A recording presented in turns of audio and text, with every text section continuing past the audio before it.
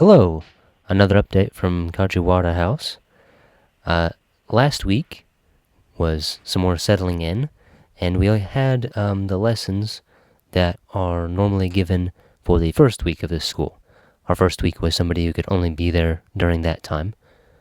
So we covered what they meant by frontier missions, what that looks like, and some of the statistics associated with outreach to the places that are considered unreached. Unreached is less than 1%. Frontier is less than 0.1%. And while I believe that Japan falls under unreached and not frontier, it's a similar sort of system because with fewer Christians and basically no churches, you have to approach discipling people very differently. That you can't just get them involved with a group. You often have to be the one starting the group. And there's also getting people involved with house churches is often a sort of safer way to get people in a Christian community because of the sort of feeling of being an outsider in an established church. I mean, just imagine what it would be like if somebody, even somebody you were friends with, invited you to a Hindu temple. You would feel out of place. You just would. And so doing these house churches through a discipleship Bible study, it's a system that's designed to be done by anybody, any education level, where somebody acts as the facilitator, picks a Bible story, and then if there are people who have been Christians for a while, one of them will try to tell the story from memory, and if not, you'll start by reading it, and then if they tell it from memory, after that, you'll read it as a group. So one person tries to tell it from memory, another person reads it, and then you ask questions. What does this tell us about God? What does this tell us about humans? And anything that we're supposed to obey from the passage. And these hopefully will prompt discussions and get people thinking, and then another person in the group will try to tell the story back from memory with the right bookends, with prayer and worship at the beginning and end.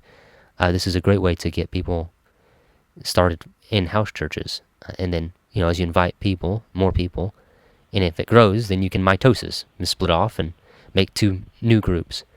And you don't have to have a central leader. You don't have to have the support from the missionaries.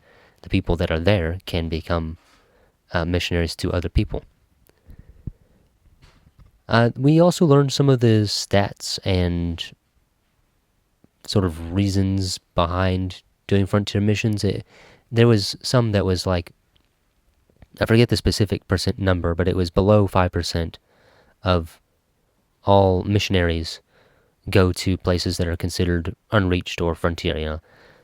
Most missionaries go to those with a nominal Christian presence, at least like a 10 or 15% Christian population.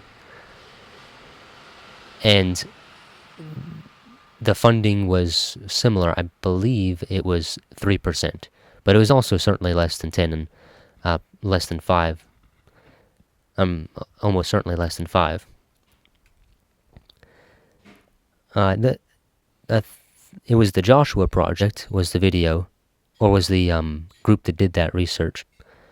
I didn't actually note it down because I wasn't thinking that it would be useful for this note home. I just knew that it wasn't very useful for me as somebody who's already gone. Preaching to the choir, And then I had an opportunity to do some go to university with some other guys, and we were invited over, made some connections with people, and over the weekend, I was back in the boxing gym, and making myself a regular fixture there. The boxing coach is a very friendly guy. I'm hoping to be able to practice Japanese with him, and maybe make some connections. And then this past week, we had a missionary who's been doing long-term work in a closed country, and he was doing business through missions, which is very interesting. It's a different it's a different world, a different way of going about it.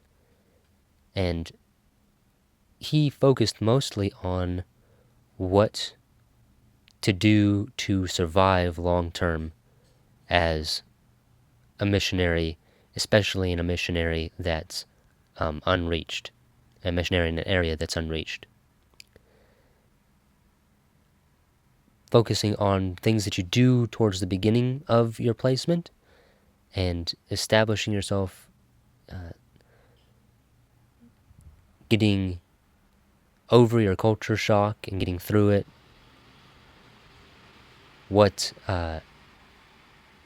stress management looks like whenever you're under a lot of pressure in a place that's very different than what you're used to. He had some statistic that was neat, but the way that the numbers were determined was odd. The way it went was there were questions that you answered, and if they were true, they would add points to your stress metric. And this was associated or correlated with health problems. So it was like if you moved house, that was 70 or whatever points of stress. If you bought a car, got a loan for something, that was like 30 or 40 or anyway. But they correlated as like if it was over 200, you'd develop health problems within like 2 years. And the average score that missionaries had was 600. And average for first term missionaries that are there that have been there for within the 2 or 4 year mark was like 900. So it's not the most scientific, but it was kind of interesting. I like that look into, yeah, you can expect difficulties. This is some of the specific difficulties you might expect. Here's some ways you can deal with them. Very practical stuff. He was a good speaker.